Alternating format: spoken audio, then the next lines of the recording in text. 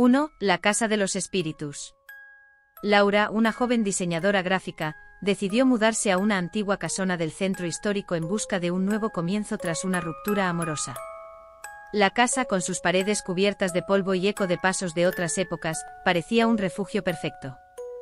Sin embargo, a los pocos días de instalarse, comenzó a experimentar sucesos extraños. Las luces parpadeaban sin razón aparente, oía susurros en la oscuridad y sentía una presencia detrás de ella. Una noche, mientras trabajaba en su computadora, escuchó una risa femenina proveniente del pasillo. Decidida a enfrentar sus miedos, siguió el sonido hasta un cuarto atestado de viejos muebles. Durante su exploración, encontró un diario antiguo perteneciente a la antigua dueña de la casa, que había estado involucrada en la práctica de rituales oscuros. En sus páginas, Laura descubrió historias de amor, traición y un espíritu que la dueña no quería soltar. Cuanto más leía, más el ambiente en la casa se tornaba tenso, hasta que una figura espectral apareció frente a ella, implorando ayuda. Laura se vio envuelta en una batalla espiritual que le enseñó sobre el amor y la pérdida, y finalmente se vio obligada a liberar a la entidad para que encontrara paz. Sin embargo, el precio que pagó fue dejar su vida anterior atrás, convirtiéndose en la nueva guardiana de la casa y su historia. 2. El atrapado en el metro. Una noche de tormenta, Miguel y sus amigos decidieron salir a divertirse en la Ciudad de México. Tras varias horas de fiesta, tomaron el metro para regresar a casa. Durante el trayecto, uno de ellos les contó la leyenda de un hombre que se había perdido en el sistema de transporte años atrás. Contaron que él entró a un vagón y nunca regresó, y que su espíritu todavía merodea por las estaciones, esperando a llevarse a otros con él. Al llegar a su estación, notaron que uno de sus amigos, Roberto, había desaparecido. Al principio pensaron que se había aventurado a un bar cercano, pero cuando volvieron a buscarlo, el pánico comenzó a apoderarse de ellos. Mientras exploraban los oscuros túneles del metro, comenzaron a escuchar voces susurrantes. En ese momento se dieron cuenta de que estaban siendo seguidos por una sombra oscura.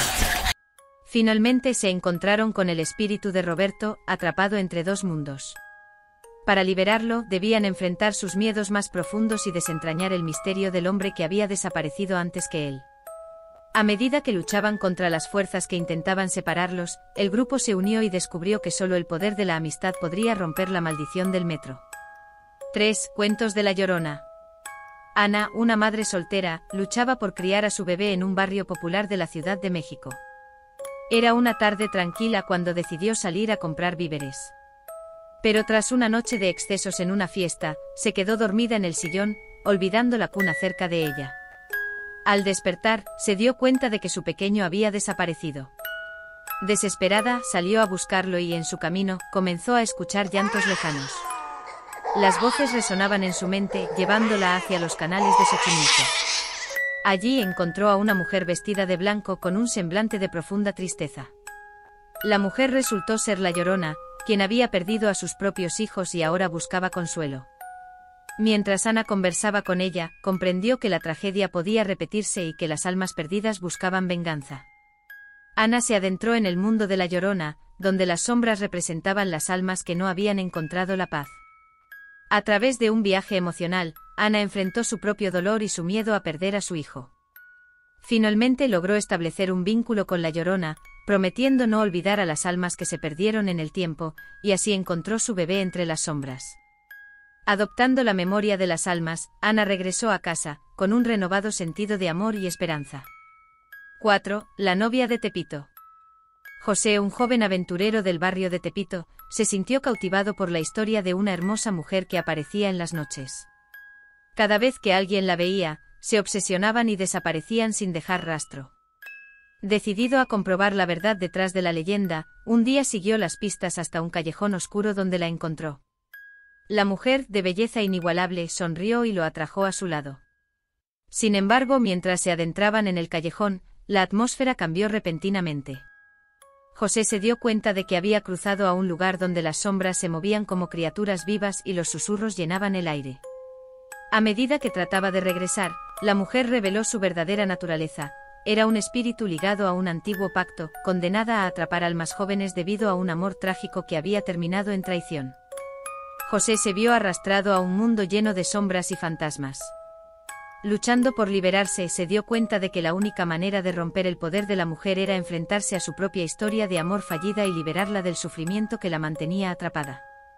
Logró recordar su amor y al hacerlo pudo romper la maldición, permitiendo que ella encontrara la paz y regresara a su propio mundo, mientras él escapaba de la oscuridad. 5. Los susurrantes de la colonia Roma. Claudia, una escritora en busca de inspiración, se mudó a un antiguo edificio en la colonia Roma. Desde el primer día, sintió una conexión especial con el lugar, como si las paredes susurraran historias. Sin embargo, pronto notó que esos susurros no eran solo ecos del pasado. Las sombras se movían en los pasillos, y las puertas chirriaban aunque no había viento. Una noche, mientras trataba de escribir, escuchó un llanto que provenía del vestíbulo. Siguiendo el sonido, encontró un viejo espejo cubierto de polvo. Al limpiarlo, una imagen apareció, una mujer con un vestido blanco y ojos tristes la miró fijamente.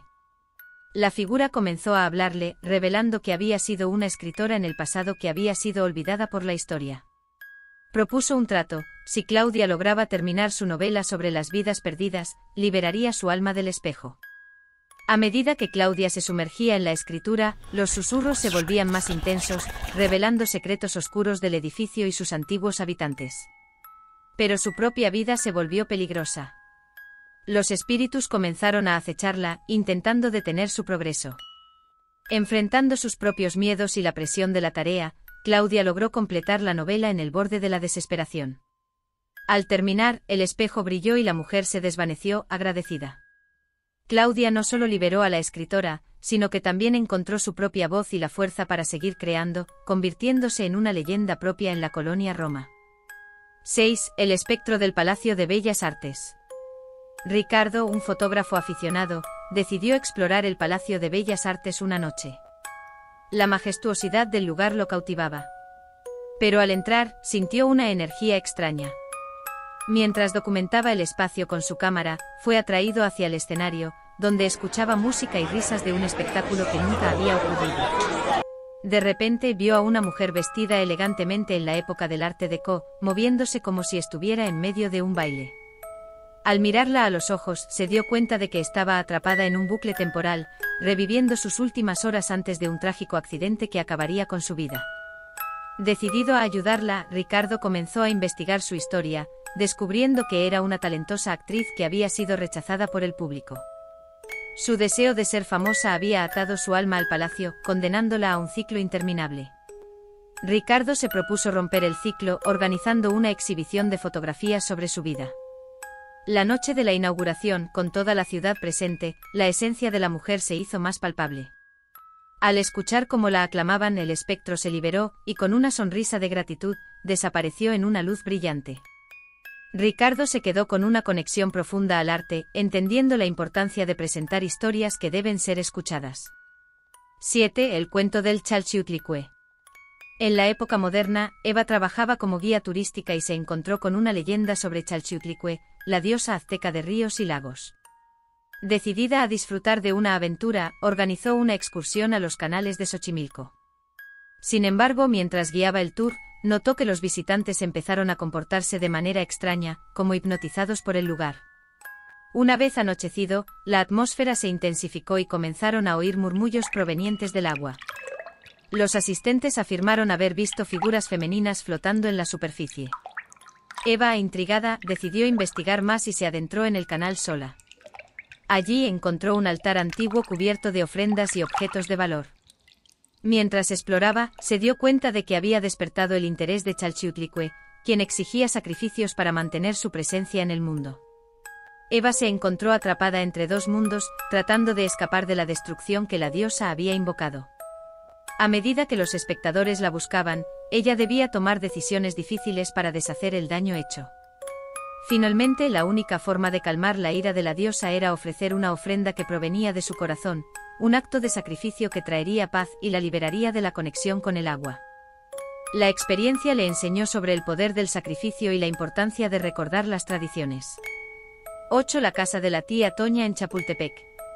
En una colonia de Chapultepec existe la casa de la tía Toña, una casa de una señora de la tercera edad millonaria que acostumbraba ver por la gente pobre, en especial por los niños en situación de calle. Acostumbraba a adoptar niños que se encontraba en situación vulnerable y meterlos a su casa a vivir con ella hasta el hecho de tener más de 30 niños a su cargo.